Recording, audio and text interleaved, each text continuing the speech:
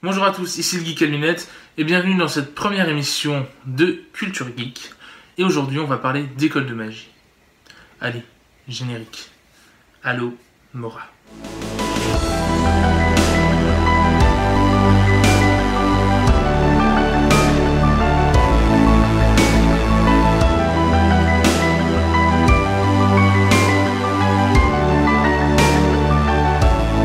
Pourquoi est-ce qu'on va parler d'école de magie?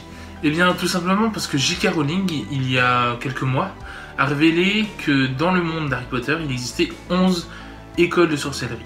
Seulement 11 à travers le monde, puisque la plupart des magiciens et des sorciers souhaitent faire de l'éducation à domicile. Elle en a répertorié plusieurs, dont on va parler maintenant.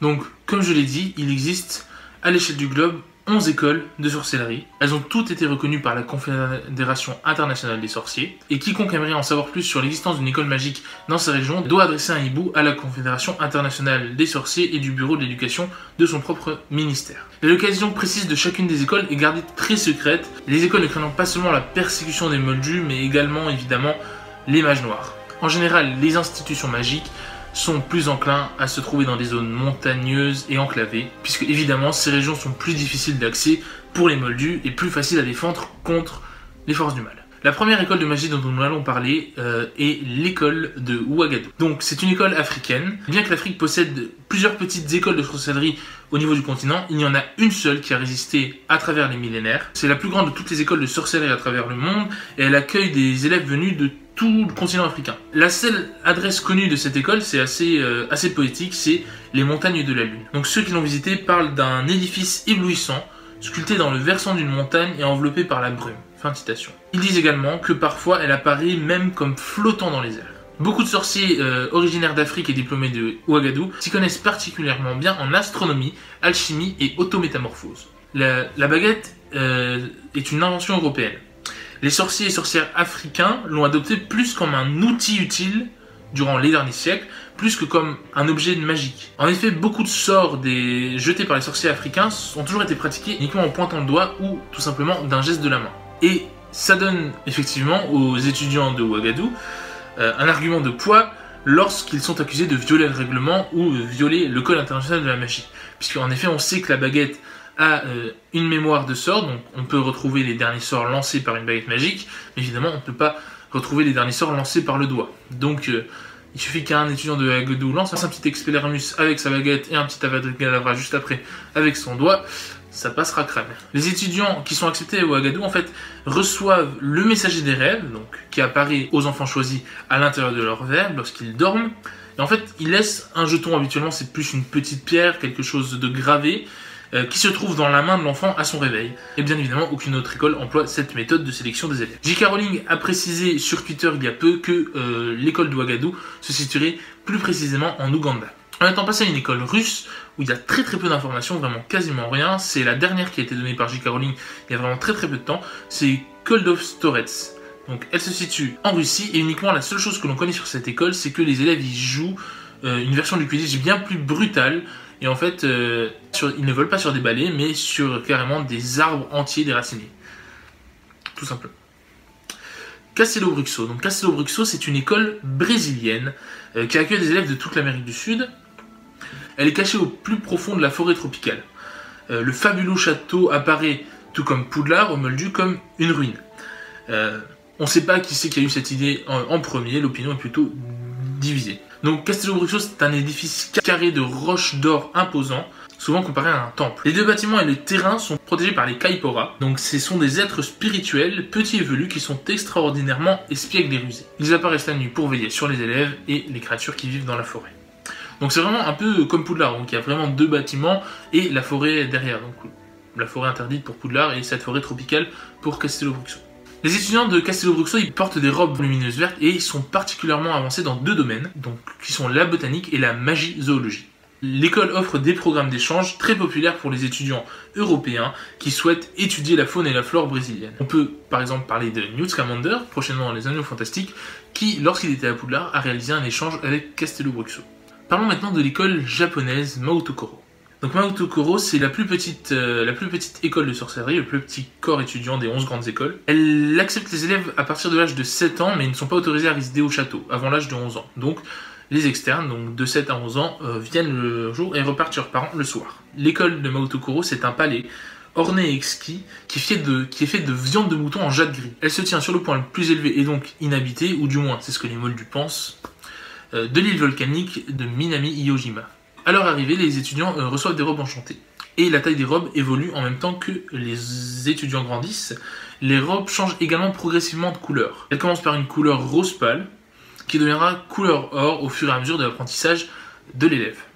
Si la robe de l'étudiant au contraire devient blanche, cela signifie que l'étudiant a violé le code du sorcier japonais et qu'il a employé des pratiques illégales qui sont en Europe donc nommées la magie noire. Devenir blanc représente une terrible honte qui se traduit par l'expulsion immédiate de l'école et par un procès au ministère de la magie japonaise. La réputation de Maotokoro se repose non seulement sur ses incroyables prouesses académiques, mais aussi sur sa réputation exceptionnelle pour le Quidditch.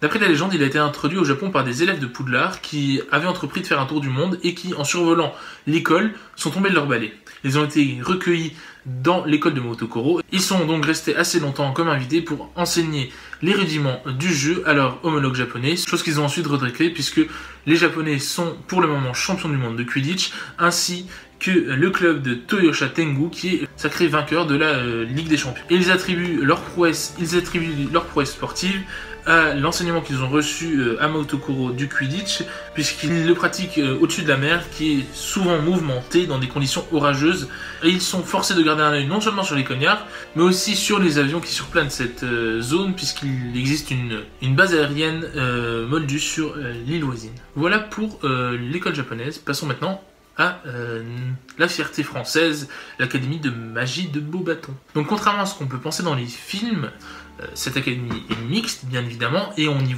y a rencontré de grands noms comme par exemple Nicolas Flamel et sa femme Penrel qui ont offert à l'école depuis ce temps une magnifique fontaine au milieu du parc de l'école supposée apporter guérison et beauté qui porte leur nom et qui a bien évidemment été payée par l'or que Nicolas Flamel a réussi à fabriquer avec la pierre philosophale. Cette école est située quelque part dans les Pyrénées. Les visiteurs parlent d'un château à la française, d'une beauté à couper le souffle, entouré de jardins et de pelouses créés par magie sur le paysage montagneux. L'Académie de Beauxbatons est composée à majorité d'étudiants français, mais accueille également des étudiants espagnols, portugais, néerlandais, luxembourgeois et belges. Beauxbatons a toujours joui d'une relation cordiale avec Poudlard, bien qu'il y ait toujours une rivalité entre les deux écoles, due entre autres aux compétitions internationales comme le tournoi des 3 sorciers que Beauxbatons a remporté 62 fois et Poudlard 63. Bien évidemment, il y a également Fleur de la Cour qui a combattu pendant la bataille de Poudlard et qui a reçu la médaille de bravoure du ministère de la magie français et britannique. Les uniformes de l'Académie de Beauxbatons sont, comme on l'a vu dans le film, des robes bleu clair avec un chapeau. Mais ne vous inquiétez pas, et je vous laisse aller chercher sur internet, il y a des très beaux dessins d'élèves de Beauxbatons, y compris des élèves hommes avec des magnifiques robes. L'Institut Durmstrang. Parmi les 11 écoles de sorcellerie, Durmstrang est celle qui a la réputation la plus noire, bien que cela n'ait jamais été entièrement prouvé. Il est vrai que Durmstrang, qui a révélé de nombreux grands sorciers au cours du temps, est tombé 2 fois durant son histoire sous la direction de sorciers à l'allégeance douteuse ou à l'intention néfaste. Par exemple, on peut en parler de Igor Karkaroff, qui était un ex-mange-mort, et lorsque Voldemort est revenu à sa pleine puissance de la Coupe de Feu, il a décidé de quitter son poste de directeur de l'école. L'ex-étudiant qui a le plus nui bien évidemment à la réputation de l'Institut Durmstrang, c'est Gellert Grindelwald, qui a tué énormément de Moldus et qui était bien évidemment à la recherche des reliques de la mort, l'amant de Dumbledore, mais ceci c'est une autre histoire qui sera sûrement racontée dans les animaux fantastiques. Durmstrang a la réputation d'être situé dans le nord de l'Europe, mais c'est l'une des écoles qui, au sujet de sa localisation, est la plus secrète aujourd'hui. Les visiteurs qui doivent ou veulent visiter l'école sont sujets à un sortilège d'oubliette lorsqu'ils quittent l'école pour oublier la localisation de celle-ci. Donc les uniformes de Durmstrang sont des longues capes rouges avec une fourrure, comme on l'a vu dans le film. Une fourrure pour leur tenir chaud, puisqu'évidemment, ils viennent d'un pays nordique, sans doute la Bulgarie, on n'est pas sûr. Passons maintenant à l'école qui nous intéresse le plus, c'est l'école d'Ilvermorny. Pourquoi cette école nous intéresse?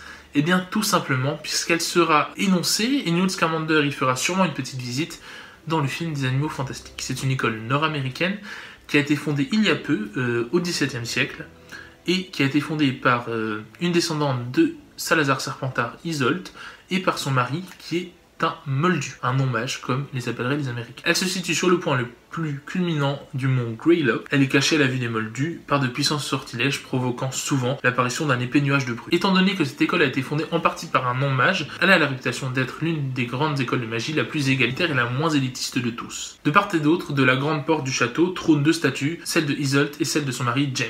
À l'intérieur des murs, on trouve un hall circulaire coiffé d'une coupole en verre. À l'étage supérieur, un balcon en bois. Seules 4 énormes sculptures de bois meublent le hall d'entrée, chacune représentant l'une des 4 maisons de Ilvermorny. Isolde ayant fui donc sa tante qui était très à cheval sur les règles sans pur, ne me parle pas de Moldu et tout, n'a pas voulu l'envoyer à Poudlard. Elle qui rêvait d'intégrer une école, elle a donc fui, est arrivée en Amérique du Nord, a rencontré James et avec leurs 2 enfants. Donc si vous voulez en apprendre plus sur James et Isolde, allez sur Pottermore. Tout est raconté là-bas. Elle a rencontré son mari et ses enfants qui ne sont pas réellement ses enfants, je vous en dis pas plus. Ils ont donc souhaité créer une école de magie avec 4 maisons dont chacun a donné le nom. Donc les 4 maisons sont le serpent cornu, serpent rencontré dans sa jeunesse par Isolde, la panthère Womatu, donc ça a été donné par l'un des 2 fils, créature magique aux faux airs de panthère, rapide, forte et quasi invincible. La 3e maison donnée par le 2e fils de Isolde et James, l'oiseau tonnerre, cet oiseau est capable de déchaîner des tempêtes en plein vol, et la dernière maison, le Pugugeni. Je vous l'écrirai pour que vous voyez ce que c'est. Cette créature magique, c'est un lointain cousin du gobelin d'Europe. C'est une petite créature rusée aux grandes oreilles. Pugugeni est doté de puissants pouvoirs, d'une nature farouchement indépendante. Il n'aime pas trop côtoyer les humains, mages ou non mages. Il chasse traditionnellement ses proies à l'aide de flèches empoisonnées et adore jouer des tours aux humains. Les nouveaux étudiants font leur entrée dans le grand hall sous le regard de toute l'école qui les observe du haut du balcon. On les invite chacun à leur tour à se placer sur un... On les invite chacun à leur tour à rejoindre le nœud gordien gravé au milieu du hall et en silence, les élèves attendent le verdict des sculptures. Si le serpent cornu souhaite accueillir un étudiant dans sa maison, le cristal serti sur son front s'illumine. Si le Womatu est intéressé par un étudiant, il se met à rugir. L'oiseau tonnerre, quant à lui, bat des ailes et le Pugugeni lève sa flèche dans les airs. Si plus d'une sculpture manifeste son intérêt pour un des élèves, c'est alors à l'élève de faire son choix. En de rares occasions, environ tous les 10 ans, il arrive qu'un étudiant se voit offrir une place dans les 4 maisons d'Ilvermorny. Séraphine Picry, présidente du Makusa de 1920 à 1928, qu'on verra bien évidemment du coup dans le film Les Animaux Fantastiques. Donc Makusa, c'est un peu disons le ministère de la magie américain. Ce fut l'unique sorcière de sa génération à avoir été sortie d'un tel honneur, donc que les 4 maisons veuillent l'accueillir, et elle choisit le serpent cornu. Les maisons d'Ilvermorny représentent les différents aspects du sorcier. Le serpent cornu représente l'esprit, il forge donc des érudits. Le Womatu représente le corps, il forge donc les guerriers. L'oiseau tonnerre représente l'âme, il forge donc les aventuriers.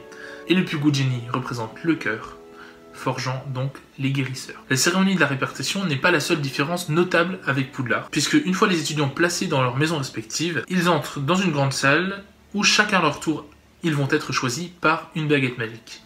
En effet, les étudiants à Ilvermorny en Amérique du Nord reçoivent leur baguette uniquement lorsqu'ils entrent à l'école et pas avant. Donc les uniformes d'Ilvermorny sont bleus et rouge érel. Chaque élève porte sur sa robe, en une forme de broche, un nœud gordien doré. En conclusion, on connaît le nom de 8 écoles sur 11, 8 écoles de sorcellerie sur 11 dans le monde entier, donc Poudlard, Ilvermorny, Castello-Bruxo, Maotokoro, Uagadou, Beauxbatons, Durmstrang et Kosdoldverst, donc l'école russe. Il nous manque donc 3 écoles. Selon les informations que l'on a reçues de J.K. Rowling, l'une se situerait au Canada, l'autre en Australie. On n'a pas plus d'informations et il en reste une encore tenue secrète. J'espère qu'on le saura bientôt pour faire peut-être un petit update sur cette première émission de Culture Geek. En tout cas, c'est tout pour moi. C'était le Geek à lunettes. N'oubliez pas que vous pouvez vous abonner à la chaîne, mettre un petit pouce bleu, ça fait toujours plaisir. Regardez les autres vidéos, elles vont s'afficher juste à la fin. On est 300. C'est dingue. On fera sûrement une vidéo de remerciement, mais 300, c'est juste dingue. Le film des Animaux Fantastiques sort ce mercredi 16 novembre dans les salles. Allez-y en masse. On fera une critique, vous inquiétez pas. D'ailleurs, les critiques de Dr. Strange et Suicide Squad arrivent. C'était le Geek à lunettes. Je vous dis à la prochaine. Ciao. Finite. Incantatem.